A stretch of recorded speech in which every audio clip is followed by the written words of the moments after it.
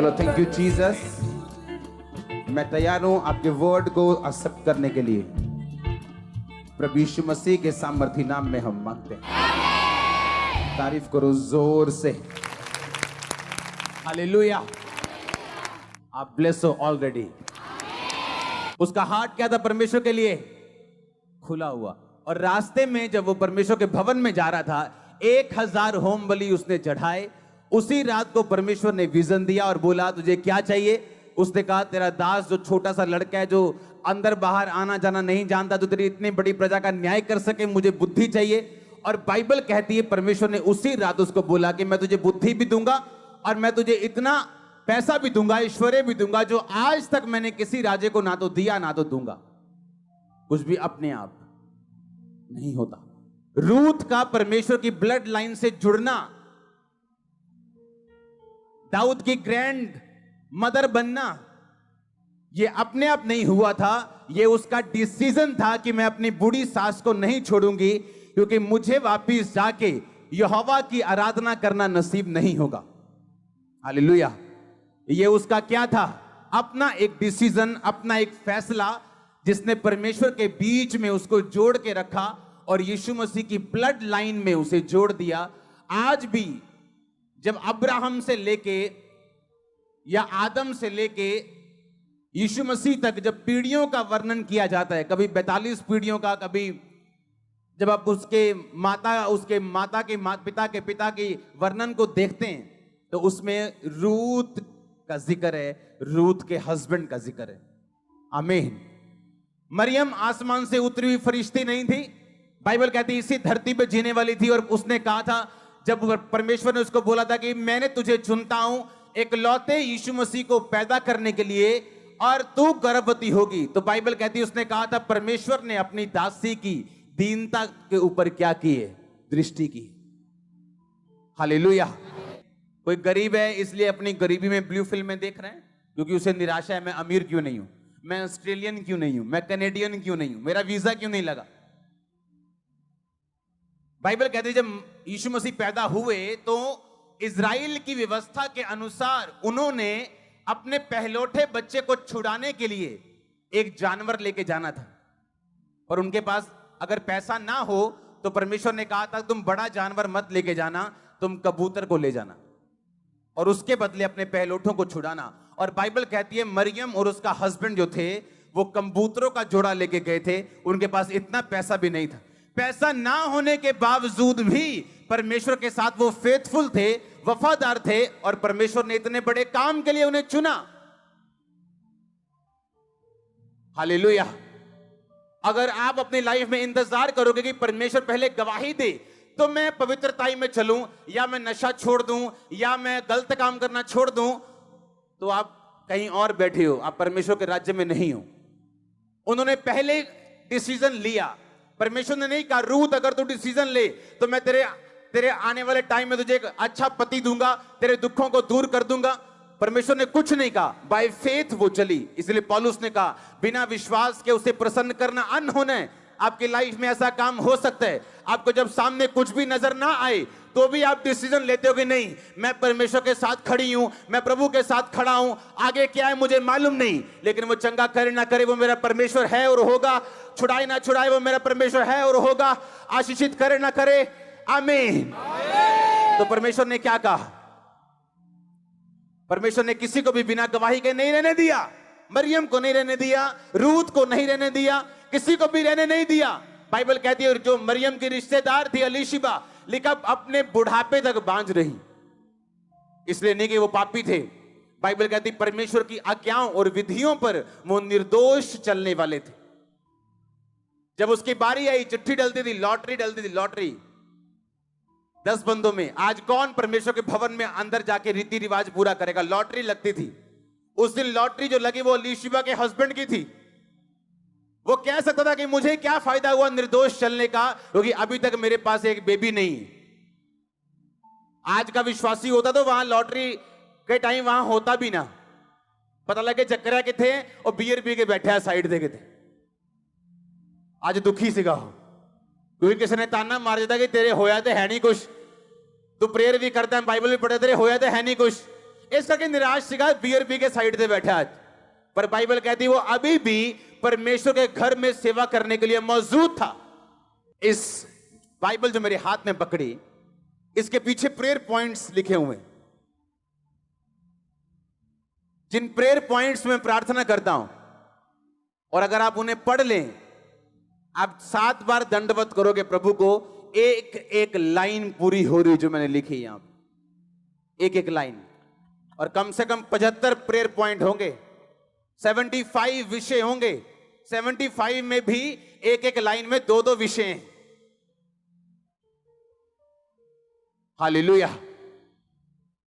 आपके लिए प्रार्थना इसमें है, आपकी गाड़ियों के लिए इसमें है, आपके फाइनेंस के लिए इसमें है, एवरीथिंग इसमें है। हालेलुया।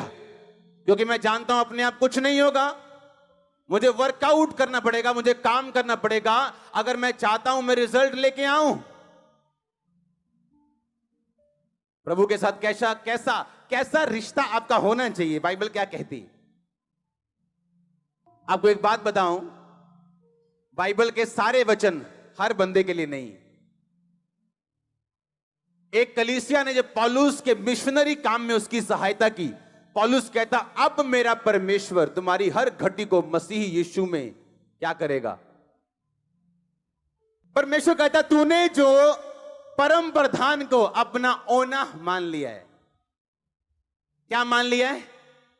मतलब धाम। धाम मतलब अब आप समझेंगे, धाम बताने कोई तीर्थ स्थान होगा चौड़ा सा, उसको धाम बोलते हैं। धाम यानी इब्रानी भाषा से लिया गया, जिसका मतलब दोबारा देखेंगे हम, ओना। ओना शब्द तब यूज किया जाता है जब हस्बैंड और वाइफ इकट्ठे रहते हैं। ओना शब्द का मतलब ड्यूटी ऑफ मैरिज, इकट्ठे रहना। आपके बेस्ट फ्रेंड से आपकी लड़ाई हो जाए, आप 10 दिन उससे दूर रह सकते हो। हां, रह सकते हो कि नहीं? पर अपने हस्बैंड से नहीं रह सकते। घर थोड़ी छोड़ जाओगे, वाइफ से तो नहीं रह सकते, घर थोड़ी छोड़ जाओगे।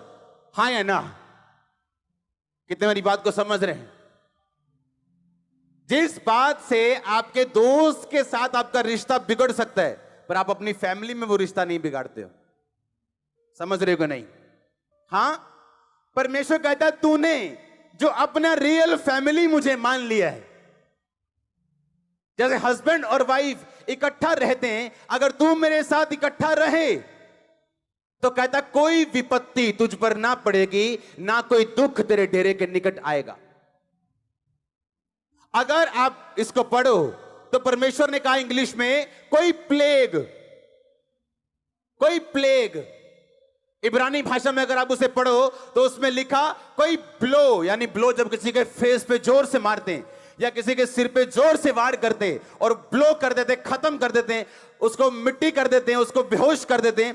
परमेश्वर ने कहा अगर मैं तेरा पति हूं और तू पत्नी की तरह मेरे साथ रहे तो तेरी लाइफ पे ऐसा कुछ नहीं होगा जो ब्लो करे और तू गिर जाए। ऐसा कैंसर कभी ना आएगा, ऐसी एड्स कभी ना आएगी। और आपका आमीन छोटा है चर्च। इसलिए मैंने कहा आपकी सेवा जितनी उम्र जी बढ़ती जाए, क्योंकि वरदान सेवा बढ़ाते हैं। वो एक करप्ट आदमी के पास भी हो सकते हैं वरदान, और एक अच्छे आदमी के पास भी हो सकते हैं, पर जो चीज आपको लंबा रखती है, लॉन्ग लाइफ देती है, वो है ओना, यानी प्रभु को अपना धाम बनाना, उसके साथ जुड़ना। जैसे एक हस्बैंड और वाइफ होते हैं, परमेश्वर ने वो शब्द यूज किया ओना, ड्यूटी ऑफ मैरिज। यानी अगर तूने परमेश्वर को अपना पिता, अपना पति, अपना धाम मान लिया है तो कोई ब्लो तुझ पे ना आएगा, कोई विपत्ति तुझ पे ना पड़ेगी, ना कोई दुख तेरे डेरे के निकट आएगा। हालेलुया। आप जानते परमेश्वर ने क्या कहा बाइबल में? जो कलीसिया है उसे किसी बाहरी वातावरण से डरने की जरूरत नहीं, किसी सरकार से डरने की जरूरत नहीं, उसे किसी शैतान से डरने की जरूरत नहीं। आप जानते हैं क्यों? बाइबल कहती है अपनी समझ का अगर तू सहारा ना ले, अगर तू यहोवा को याद करके सब काम करे, तो तू मनुष्य और परमेश्वर दोनों का अनुग्रह पाएगा। सुनो, मैं नहीं जानता कौन है क्या है, क्रिश्चियंस लोगों के ऊपर इंडियन गवर्नमेंट बड़ा फजल करेगी यीशु मसीह के नाम में। आप देखना,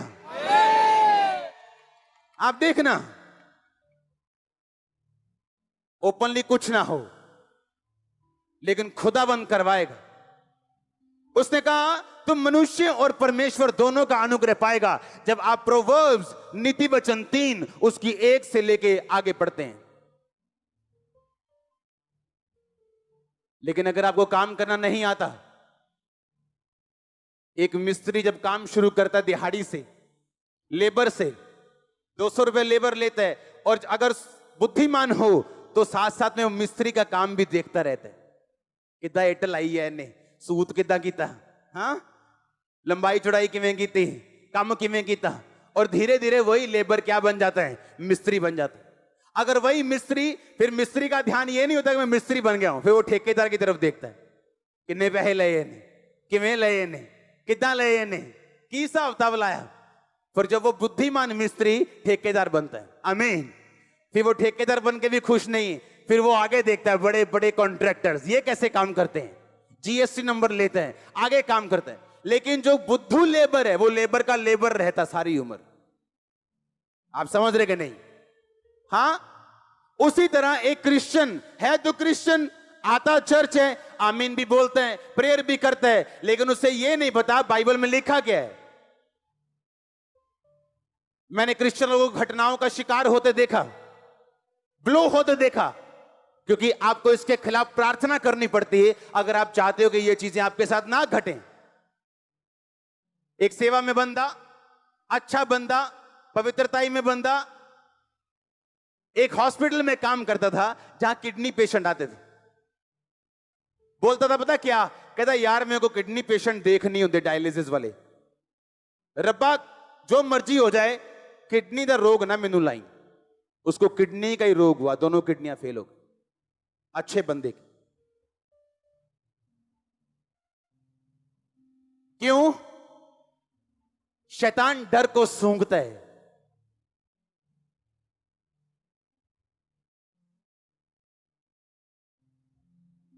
यूथ लोग के बारे आगे बोलते हैं, ओ पापा जी प्रेयर करो, मेरा रिश्ता टूट गया फलानी के साथ, मेरा रिश्ता टूट गया फलाने के साथ।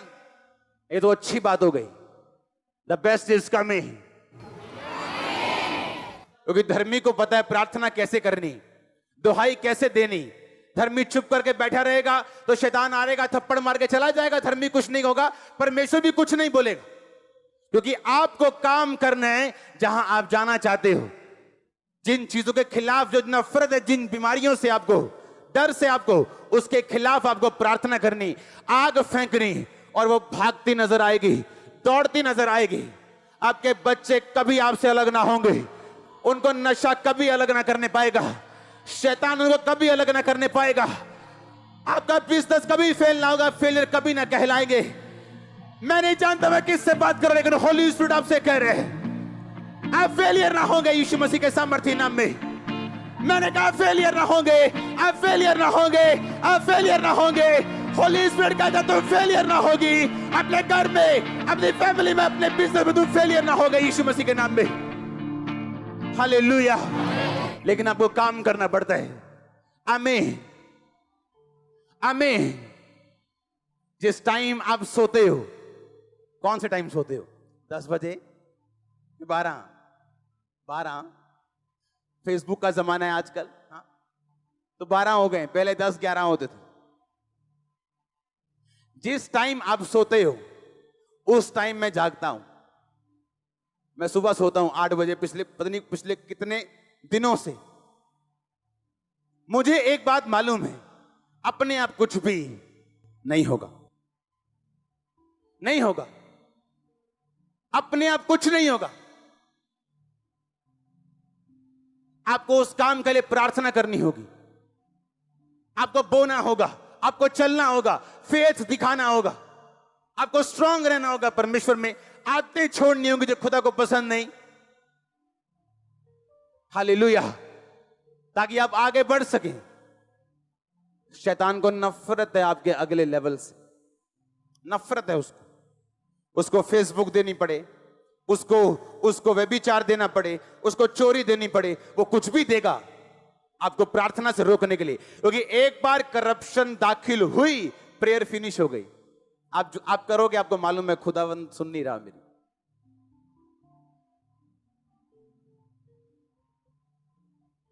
क्योंकि बाबा थोड़ी उधर वे विचार करके बाबा जी को बोतल दे दोगे, बाबा जी खुश, तुम भी खुश। परमेश्वर बाबा नहीं। अगले लेवल पे आपको जाना है। आप जानते हैं एक बात, आपकी फैमिली की कई लोग सेव हो जाएंगे, मुक्ति पा जाएंगे, बपतिस्मा ले लेंगे जब आप अगले लेवल पे जाओगे। आपको मालूम है क्या? मालूम है? नहीं मालूम। कुछ फैमिली मेंबर्स आपके ऐसे हैं, आप उनको यीशु मसीह भी बन के दिखा दोगे, वो आपकी बिलीव नहीं करेंगे। आप जब तक वो खुदा का एक जबरदस्त हाथ आशीषों वाला आपकी लाइफ पे नहीं देखेंगे। आपको मालूम है? इसलिए परमेश्वर ने बाइबल में लिखा कि धर्मी अपने नाती और पोतों के लिए संपत्ति छोड़ जाता है। धन और घर पुरखाओं के भाग से और बुद्धिमती पत्नी यहोवा की ओर से मिलती। हर ब्लेसिंग बाइबल में से, हर ब्लेसिंग खुदा की ओर से। और जब आपका कुछ परिवार के मेंबर जब आपके लाइफ पे नॉन कंपेरेबल ऐसी ब्लेसिंग जो किसी की लाइफ पे नहीं है, उनके आसपास जब देखते हैं, आपके खुदा पे यकीन करते हैं। आपकी बातें नहीं सुनते वो। आप चाहे लाख पवित्रताई में, वो आपको नहीं सुनते हैं। आप कुछ भी कर लो, आपके नहीं सुनते हैं।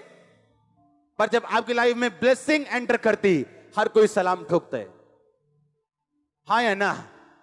आप ब्लेसिंग के हकदार हो और यीशु मसीह के नाम में ब्लेस्ड हो। और आमीन जितना ऊंचा, आशीष उतनी ऊंची।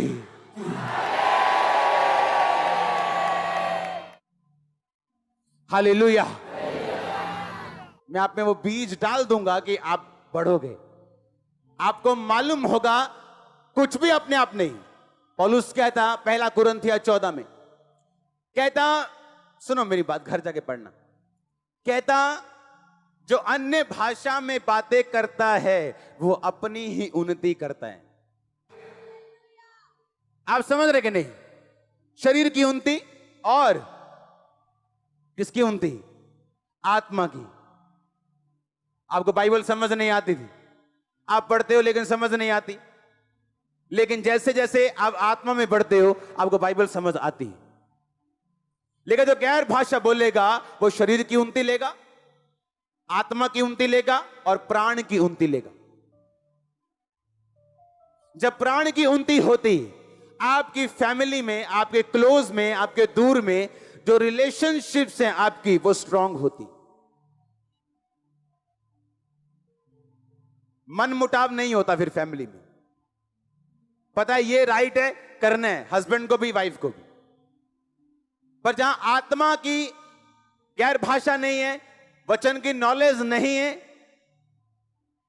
वहां पे लड़ाइयां होंगी। हस्बैंड बोलेगा ये लड़ती है, वाइफ बोलेगी ये पीते हैं। लेकिन अगर ये बात आपको मालूम नहीं कि गैर भाषा बोलने से क्या हो सकता है, तो ये आपकी गलती है। और पौलुस ने नहीं कहा कि खुदा से मांगो और वो तुम्हें आत्मा की भरपूरी देगा। कहता पवित्र आत्मा से तुम भरपूर होते जाओ। उसने ये नहीं कहा तुम मांगो, कहता होते जाओ। खोना कैसे? कहता स्पीकिंग टू योरसेल्फ, अपने आप से। कहता बात कर। जब तू अपने आप से बात करे तो बाइबल के बीच से बात कर। अपने सिम्टम्स नहीं देखने। हाय मेरी लत सोई जाती है, मम्मा जी करियो प्रेयर। मेरी भाई बोले क्या बोल रही तू? अगर तू मुंह से बोली जाएगी मेरी लत सुन, मेरी बांह सुन, तेनू खुदा भी तेरे सुनने पर हटा नहीं सकता। जो गरीब है बोले मैं अमीर हूं, जिसकी टांग सुन है बोले उसके कोड़े खाने से। उसने सिम्टम नहीं देखना, उसने वो बोलना है जो बाइबल कहती है। मैंने क्रिश्चियन लोग देखे 40 साल तक प्रेयर लाइन में खड़े हैं, दुष्ट आत्मा नहीं जा रही। शेम आनी चाहिए, शर्म आनी चाहिए, शर्म। क्रिश्चियन बंदा दुष्ट आत्मा की डिलीवरेंस के लिए खड़ा है।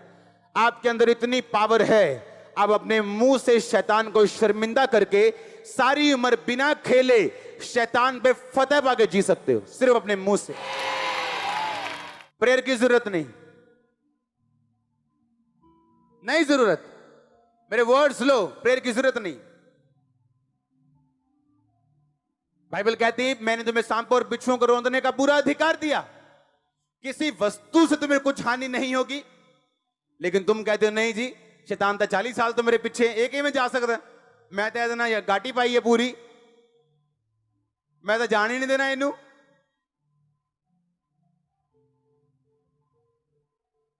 नहीं जी, 40 साल तो मेरे नाम में जादू की तई कहे ने। अगर आप अपने मुंह से बोलोगे आपके अंदर शैतान है, तो परमेश्वर इसे निकाल नहीं पाएगा। आपके अंदर कौन है? किसकी बेटियां हो, किसके बेटे हो, तो अंदर कौन है? अगर जिस कुर्सी पे शैतान बैठा है, परमेश्वर कैसे बैठ सकता है? अगर आपने खुदावंद को कबूल कर लिया, तो आप किसके बेटे बेटियां हो? तो यीशु मसीह का बेटा और बेटी, उसके अंदर कौन होगा? शैतान, शैतान होगा। या तो आप फिर बेटे बेटियां नहीं हो। अगर बपतिस्मा ले लिया तो हो, तो अगर वो नहीं उठा, जबरदस्ती उठा दो उसको, और कभी ना बोलो मेरे अंदर शैतान है, क्योंकि आपको खुद काम करना है। आप पहले बोलो मसीह में आने से पहले मेरे अंदर शैतान नहीं है, वो कभी नहीं जाएगा। पर अब आप में पावर है, आपके मुंह में ताकत है। काम करना कैसे आपको समझाया गया है, छुटकारा कैसे पाना आपको समझाया गया है। यीशु मसीह ने क्रूस से बोला सब कुछ पूरा हुआ, होगा नहीं, हुआ। तेरी मुक्ति का काम हो गया, छुटकारे का काम हो गया, चंगाई का काम हो गया, बरकत का काम हो गया, सब कुछ पूरा हुआ। अब तू स्वीकार करेगा, पूरे हुए कामों पे विश्वास करेगा, तू पाएगा। पौलुस ने कहा मैं ये चाहता हूं तुम भविष्यवाणी करो। हर बंदा प्रोफेट नहीं है। आप अपने लिए प्रोफेसी कर सकते हो सुबह उठ के, मैं आशीषित हूं, आगे बढ़ने जा रहा हूं, अगले लेवल पे जा रहा हूं, मेरी गवाहियां लोग सुनने के लिए आएंगे। और साथ साथ अपनी लाइफ में प्रार्थना, पवित्रता, बाइबल और रोजों को रखना और डिक्लेयर करना। देखो कहां जिंदगी जाती है आपकी। पर आप ऊपर देख रहे हो, ऊपर वाला नीचे देख रहे हैं। आप ऊपर देख रहे हो, कब आएगा ऊपर से कुछ कबूतर की तरह उड़ता हुआ, और खुदा देख रहा तू कब जानेगा कि सब कुछ पूरा हुआ। आपको प्रोफेसी में बढ़ना है, उसका अलग सीक्रेट है। हीलिंग में बढ़ना है, उसका अलग सीक्रेट है। और हर सीक्रेट वर्ड ऑफ गॉड के अंदर है। हर सीक्रेट वर्ड ऑफ गॉड के अंदर है। कहता मेरे साथ कैसा रहना, धाम की तरह। धाम मतलब क्या? ओना। ओना मतलब क्या? हस्बैंड और वाइफ की तरह। हालेलुया। ऐसा रिलेशनशिप परमेश्वर कहता मेरे साथ रखना। पत्रियों में लिखा, पिता का धन्यवाद हो जिसने तुम्हें मसीह यीशु की सहभागिता में बुलाया। सहभागिता का मतलब भी यूनानी भाषा में है, जिस तरह हस्बैंड और वाइफ होते हैं, उसी सहभागिता में परमेश्वर ने तुझे अपने साथ बुलाया। इतनी क्लोजनेस, इतनी टुगेदरनेस तुम्हारी लाइफ में प्रभु के साथ होनी चाहिए, इसीलिए उसने तुम्हें अपने पास बुलाया। आपका हस्बैंड, आपकी वाइफ, आप एक्सेप्ट करोगे आपका हस्बैंड आपको छोड़ के किसी और के पास जाए? ग्रहण करोगे क्या? परमेश्वर आपका हस्बैंड है, वो भी नहीं चाहता व्यभिचार करे और किसी और के पास जाए। कहता वैसी सहभागिता अगर तू मेरे साथ रखे, कोई ब्लो तेरे ऊपर नहीं आएगा, कोई प्लेग तेरे ऊपर नहीं आएगा।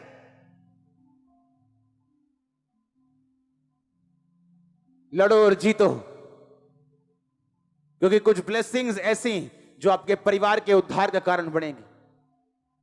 अगले लेवल पे जाने के लिए आपको अगले लेवल की तैयारी भी करनी पड़ेगी। आपका छोटा बच्चा जब नैपी डालता है, हाँ, आप खुश होते हो, मेरा बच्चा अच्छा है। हाँ, जब वो 3 साल का हो जाए, 4 का हो जाए, फिर 5 का हो जाए और फिर भी नैपी डाले, अच्छा लगेगा? अगर 18 साल का हो गया नैपी डाले तो क्या होगा? और बोले मम्मा नैपी उतारना जरा, पॉटी की है, क्या बोलोगे? थप्पड़ मारोगे? मारोगे कि नहीं? आप 18 साल के हो गए हो आत्मा में, पर अभी भी नैपी लगा है पीछे। प्रेयर कितनी है? 15 मिनट। अच्छा, कितनी देर से चर्च जा रहे हो? 5 साल से। प्रेयर कितनी है? 15 मिनट। तुम उस बच्चे की तरह हो जो शरीर में जवान हो गया पर अभी भी नैपी लगा के बैठा, आत्मा में दिमाग में जवान नहीं हो, मंद बुद्धि। आज कितने केस आए होंगे मंद बुद्धि, पूछो उनके माता पिता से क्या अच्छा लगता है ये मंद बुद्धि रे? बोलेंगे नहीं, हम प्रार्थना करते हैं ये चंगा हो। क्यों? कोई माता पिता नहीं चाहता। कितने रोजे रखते हो तुम हफ्ते में? एक भी नहीं। तुम शरीर में तो बड़े हो गए हो पर दिमाग में अभी छोटे हो, आत्मा में इतने छोटे हो अभी भी नैपी लगा है तुम्हारे पीछे। छोटा बच्चा जो नखरे करते हैं उसको मम्मी डैडी सहते हैं, जब बच्चा बड़ा होता है तो वो नखरे नहीं सहते। छोटा बच्चा जब पापा घर से निकलते बोलता है पापा वीडियो गेम ना लेके आए ना तो देखना मार पड़ेगी। और जब बेटा बड़ा हो जाता है बाप कहता अगर ये काम ना हुआ मेरे आधे तक तो मार पड़ेगी। हम क्या बोले? बाप बदल गया, पापा का प्यार चेंज हो गया? नो, पापा छोटे बच्चे से और तरह से बात करेंगे लेकिन जब बच्चा बड़ा हो जाए उससे और तरह से करेंगे। आप बड़े हो चुके हो। आप जब मसीह में आए थे छोटे थे, अब खुदावंद ऐसी मुसीबतों से आपको होकर गुजारेगा जानबूझ के, आपको बड़ा करने के लिए, आपको चेक करने के लिए, परखने के लिए, आपके विश्वास को टेस्ट करने के लिए। बड़े हो जाओ, बड़े हो जाओ, बड़े हो जाओ। अभी भी डर रहे हैं बपतिस्मा लेने से। चर्च में आते 5 साल हो गए, अभी भी डर रहे हैं फास्टिंग करने से। अरे अब तो डॉक्टर्स ने कहना शुरू कर दिया हफ्ते में 1 उपवास किया करो। अब तो डॉक्टर्स भी बाइबल की पावर को मानने लगे कि अगर 1 हफ्ते में उपवास करोगे तो लीवर अच्छा रहेगा। जब बाइबल कह रही उस पर यकीन करो। अब तो डॉक्टर भी कहने लग गए। हालेलुया। अपने पड़ोसी को बोलो काम कर। खुदा ने तुझे ताकत दी है, तू काम करेगा और फलवंत होगा। पौलुस कहता पवित्र आत्मा से भर, कहता गैर भाषा बोल, कहता भविष्यवाणी कर। जो चाहिए, अगर आज कान खुले, आंखें खुली, जो मैं कह रहा हूं उसे ध्यान से सुनना। जो चाहिए उसमें कदम रखो अगला यीशु मसीह के नाम में अपने आप। मैं नहीं जानता आप समझे कि नहीं। मैंने कहा जो चाहिए उसमें कदम रखो, अगला खुदा आपके साथ है। अपने दोस्तों के साथ जरूर शेयर कीजिएगा और इस वीडियो में कमेंट करके हमें लाजमी तौर पर बताइएगा कि आने वाले वक्त में आप किस तरह की वीडियोस देखना पसंद करते हैं।